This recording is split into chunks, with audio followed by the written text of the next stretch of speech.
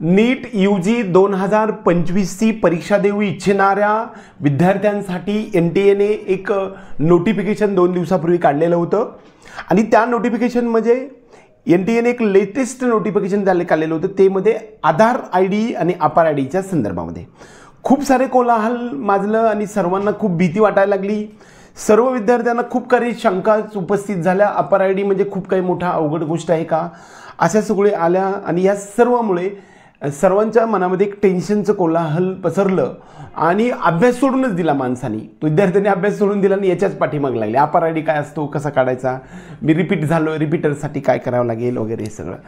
बऱ्याच वेळा NTAनं जे अपार ID मस्ट म्हणून सांगितलेलं आहे त्याच्या संदर्भात आज सर्व शंकांचं निरसन एकाच व्हिडिओमध्ये आणि प्रत्येक प्रश्नाचं उत्तर आपण देण्याचा प्रयत्न करणार आहे. आणि अपार ID कसा बनवायला पाहिजे ते पण मी तुम्हाला सांगणार आहे.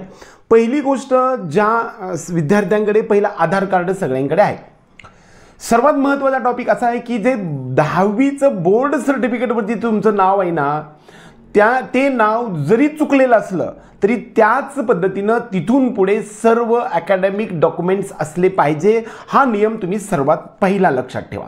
म्हणजे आता आपला आधारवरती काय वेगळं आहे, शाळा सुरलेच्या दाखल्यावरती माझं वेगळंच नाव आहे, माझ्या जातीच्या दाखल्यावरती वेगळंच नाव आहे, ते सोडून द्या. 10वीच्या बोर्ड सर्टिफिकेटवरती जे नाव आहे, ज्या सिक्वेन्समध्ये आहे, जे स्पेलिंग आहे, त्याच स्पेलिंगमध्ये इथून पुढे सर्व गोष्टी आपल्याला लिहायच्या आहेत. म्हणजे हा पहिला कन्सेप्ट आपल्या समोर आला. सर्वात महत्त्वाचा मुद्दा असा आहे की अपार ID सगळ्यांनाच कंपल्सरी किंवा मॅन्डेटरी केलेला आहे का, तर आता ही बघा, आत्ता नोटिफिकेशन मिळालेलं आहे. नंतर ज्यावेळेस परीक्षा येईल त्यावेळेस जरी म्हणजे त्यापूर्वी आपल्याला लवकरच माहिती मिळाली तर काही काळजी करायचं काही काम आहे का, 100% नाही. तर अपार ID काढून घ्यायचं काही काम आहे का, हे बघा त्यांनी सांगितलं होतं की स्कूलमधून काढून घ्या. काही जणांना असं सांगण्यात आलेलं होतं की जे रिपीटर्स आहेत किंवा ज्यांनी अगोदर 2-4 वर्षापूर्वी 12वीची परीक्षा दिलेली आहे किंवा 5-10 वर्षापूर्वी परीक्षा दिली आहे अशा विद्यार्थ्यांसाठी काय, तर ते स्कूल काढू शकणार नाही. तर तुम्ही अपार ID आपल्या आपण स्वतःसुद्धा इंटरनेटवरती जाऊन करू शकता. तुम्हाला मी त्या संदर्भातलं वेबसाईट पण पाठीमागे मी सांगितली होती. पण तुम्ही काय करा, स्वतः तुम्ही जाऊच नका. तुम्ही एखाद्या कॉम्प्युटर सेंटरच्या नेट कॅफेवरती जाऊन आपला अपार ID काढून घ्या. अपार IDचा नेमके लॉंग फॉर्म काय आहे की सर्वात महत्त्वाचा असा आहे की automatic permanent academic account of registration असं त्याचा अर्थ आहे. म्हणजे त्याला अपार म्हणतात, APAAR. आता या संदर्भामध्ये कंपल्सरी आहे का, हे बघा, कंपल्सरी 100% आहे किंवा नाही आपल्याला माहीत नाही, परंतु सांगितलेलं नोटिफिकेशन आहे तर आपण करून घ्यायला काय हरकत नाही. दुसरा महत्त्वाचा मुद्दा, याचं काय गरज आहे का, सगळ्यांना, प्रत्येकाला, भारत देशातल्या जन्मलेल्या प्रत्येक व्यक्तींना आधार कार्ड हे कंपल्सरी आहे. प्रत्येकाला एक आधार नंबर आहे.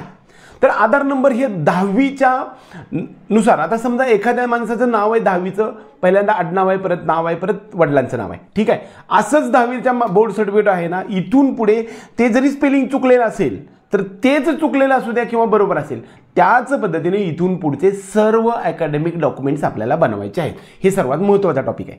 म्हणजे आता पहिला कन्सेप्ट तर क्लिअर झाला. त्यामुळं माझं शाळा सुरलेच्या दाखल्यावर वेगळं आहे, जातीच्या दाखल्यावर वेगळं आहे, काय जाऊ दे, ते सोडून द्या, मला काही सांगू नका. फक्त 10वीच्या बोर्ड सर्टिफिकेटवरती ज्या स्पेलिंगचं आपलं नाव आहे त्या पद्धतीचं आधार अगोदर अपडेट करून घ्या.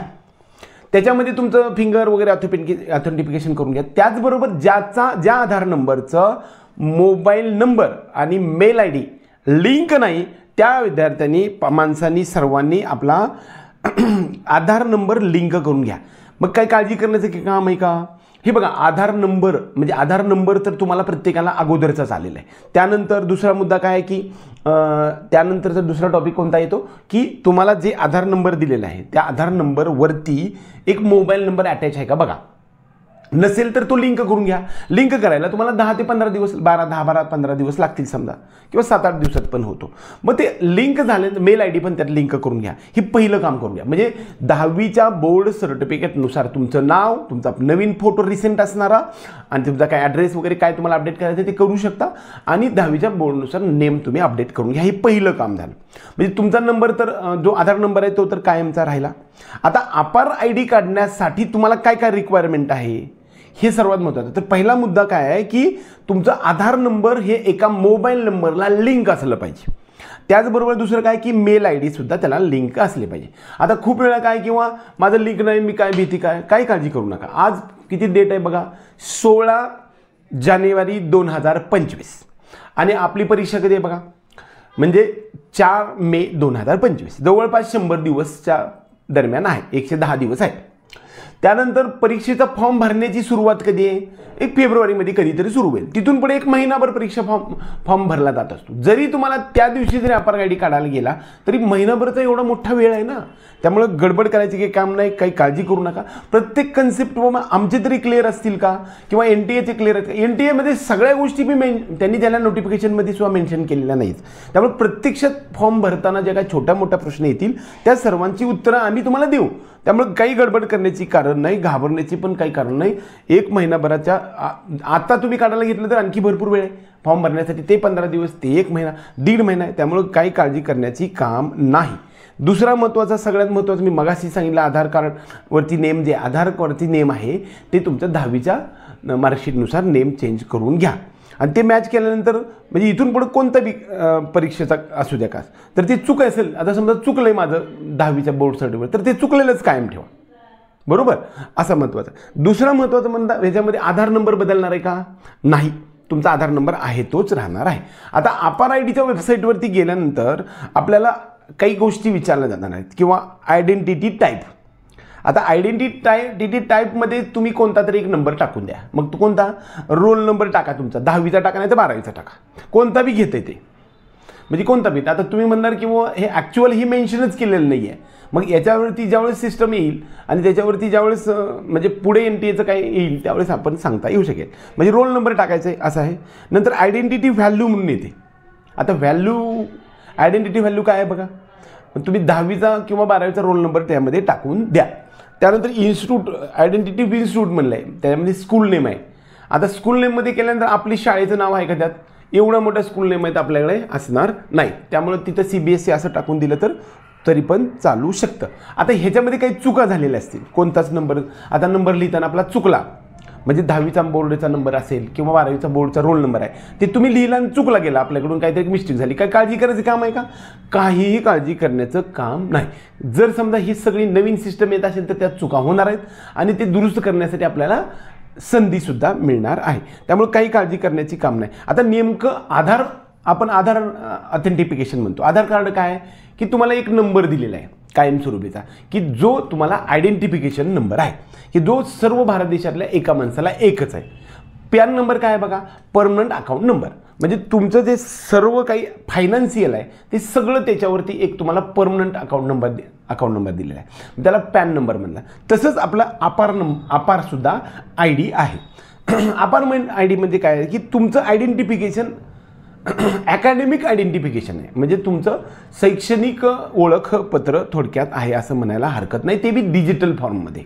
समजा त्याच्यामध्ये तुम्ही काही चुकीची माहिती टाकली तरी काही काळजी करायचं काम आहे का. हे बघा, तुमच्या डिजिटल फॉर्मॅटमध्ये चुकलं आहे, परंतु तुमच्याकडे फिजिकल स्वरूपामध्ये तुमच्याकडे तर सर्टिफिकेट आहेच ना. 10वीचा रोल नंबर लिहिता तुमचा चुकला गेला रोल नंबर किंवा काहीतरी चुकलं तरीसुद्धा तुमच्याकडे फिजिकल फॉर्मेशनमध्ये तुमचं आयडेंटिफिकेशन आहे. त्यामुळं काहीही काळजी करण्याची कारण नाही. आता सर्वात महत्त्वाचा मुद्दा काय की तिथं बोर्ड विचारलं आहे, CBSE लिहा, नसेल तर तुम्ही तुमचं काय स्टेट वगैरे लिहा किंवा नन लिहिलं तरी चालतंय, नन लिहिलं तरी चालतंय. ज्या ज्या ठिकाणी जे काही येतं आहे ते तुमचे रोल नंबर तुम्हाला टाकायचे. कोणता रोल नंबर टाकावा वगैरे त्याच्याबद्दल कसल्याही प्रकारची इन्स्ट्रक्शन नाही, त्यामुळे काळजी करण्याची काम नाही. आता बघा, त्यानंतर चौथा एक टॉपिक त्या ठिकाणी म्हणजे ॲडमिशन इयर. आता ॲडमिशन इयर म्हणजे कोणतं ॲडमिशन इयर आहे माहीतच नाही कुणाला, तर 10वीचं नंतर 11वीचं ॲडमिशन इयर असं असेल किंवा 12वीचं ॲडमिशन इयर असं. मग त्याच्यामध्ये कोणतं तरी 1 वर्ष टाकून द्या, जर काहीच म्हणजे काळजी करायचं काम नाही. 10वीचं परीक्षा दिलेल्याचं टाकलं तरी चालेल किंवा 12वीचं ॲडमिशनचं तरी टाकलं तरी चालतं किंवा 10वीचं ॲडमिशनचं इयर कोणतं तरी 1 वर्ष टाकून द्या, 2-4. आता समजा तुम्ही रिपीटर असाल तर पाठीमागचं तुम्ही आता 10वीचं का 12वीचं टाकावं ह्याच्याबद्दल सुद्धा डिटेल्स नाही. हे सर्व केल्यानंतर तुमचा अपार ID येईल. आता बघा, पाठीमागे काय सांगितलेलं होतं की अपार ID फक्त स्कूलच काढून देईल, म्हणजे स्कूल काढून देईल, म्हणजे सरकारी स्कूल काढून देईल असं म्हटलं. आता सरकारी स्कूल काढून देईल तर मग प्रायव्हेट काढणार नाही का, तर काही काळजी करू नका, आपण स्वतःसुद्धा वेबसाईटवरती जाऊन आपला अपार ID काढता येऊ शकतो. आता हे अपार ID जे आहे ना तो तुमचा जरी चुकला तरी करेक्शन विंडो येते. आता आधारवरती स्वकरेक्शन येते म्हणलं तर अपर आय डीला सुद्धा येणार आहे. आता हे तुमचं आयडेंटिफिकेशन आहे का? बघा, आयडेंटिफिकेशनसाठी तुम्हाला आधार कार्ड दिले, ड्रायव्हिंग लायसन्स दिलेलं आहे, त्याचबरोबर तुमचं जे काही पासपोर्ट आहे ते पण दिलं जातं. तशा टाईपमध्ये अपर आय डी तुमचं आयडेंटिफिकेशन आहे का? तर आयडेंटिफिकेशन नाही. मग काय आयडेंटिफिकेशन आहे? तुमचं अकॅडमिक आयडेंटिफिकेशन आहे. हा जो हे सर्व भरल्यानंतर तुमच्याकडे एक अपर आय डी डाउनलोड होईल, त्याची प्रिंट काढा, तुमचा अपर आय डी निघाला. म्हणजे काही काळजी करण्याचं काम नाही. सर्वात महत्त्वाचा मुद्दा असा आहे की जे 10वीचं बोर्ड सर्टिफिकेट आहे त्याच्यानुसार तुमचं नाव असलं पाहिजे. त्याचबरोबर तुम्हाला एक नंबर येणार आहे. किती अंकी आहे? 12 अंकी नंबर येणार आहे. हा 12 अंकी नंबर ज्या पद्धतीनं आधारचा नंबर एक येणार आहे तुम्हाला, तसा अपारचा सुद्धा एक अकॅडमिक रेकॉर्डसाठीचा 12 अंकी तुम्हाला नंबर मिळणार आहे. आणि तो नंबर तुमच्याकडे असला की तुमचा अपर आय डी निघाला. किती सोपं आहे, काही काळजी करायचं काम नाही. अपारच्या वेबसाईटवरती जा, कोणत्या तरी एखाद्या नेट कॅफेवरती जा, मी सांगितलेल्या गोष्टी भरा, जेवढं शक्य आहे तेवढे भरून घ्या. काही जमलं नाही तर कोणता तरी एक नंबर टाकून द्या, कारण त्याच्यावरती इन्स्ट्रक्शन डिटेल्स आलेल्या नाहीत. जरी चुकलं तरी आपला एक अपार नंबर निघेल, अपार नंबर आपल्याला निघून जाईल, तो आपला आय डी होऊन जाईल. ज्या पद्धतीनं आधार आपल्याला नंबर रँडमली एक दिला गेला, तसा अपार आय डी नंबरसुद्धा अकॅडमिक रेकॉर्ड्सचं डिजिटल फॉर्मॅटमधलं अपार आय डी आयडेंटिफिकेशन कार्ड जे आहे ते तुम्हाला मिळून जाईल. एकंदरीत आपल्या सर्वांना अपार आय डीच्या संदर्भात ॲटोमॅटिक जे काही परमनंट अकॅडमिक अकाउंट रजिस्ट्रेशनच्या संदर्भात, अपार कार्डाच्या संदर्भामध्ये काही छोट्या मोठ्या शंका कुशंका असतील तर त्या सगळे क्लिअर झालेत असं मला वाटतं. त्यामुळं आपल्या सर्वांना हे सर्व इन्फॉर्मेशन तुमच्या डोअरस्टेपपर्यंत देण्याचा आपला प्रयत्न आहे. हा प्रयत्न तुम्हाला आवडला तर व्हिडिओला लाईक करा, त्याचबरोबर आपल्या चॅनलला सबस्क्राईब करून बेल आयकॉन दाबा, की जेणेकरून प्रत्येक स्टेपवरती प्रत्येक ऑथेंटिक इन्फॉर्मेशन तुमच्या प्रत्येक टप्प्यावरती तुम्हाला उपयोगाची पडू शकेल. अपार आय डीच्या संदर्भात आणखी काही क्वेश्चन्स असतील तर ते तुम्ही डिस्क्रिप्शन बॉक्समध्ये लिहून पाठवा. कदाचित त्याचं उत्तर तुम्हाला तिथं मिळणार नाही, पण सर्वांचं एकत्रित करून तुम्हाला एक व्हिडिओ बनवेल, त्या व्हिडिओमध्ये त्याचं उत्तर मिळेल. एवढंच या निमित्ताने सांगून आपल्या सर्वांना हार्दिक शुभेच्छा देऊया आणि आजचा व्हिडिओ संपूया. जय हिंद, जय महाराष्ट्र.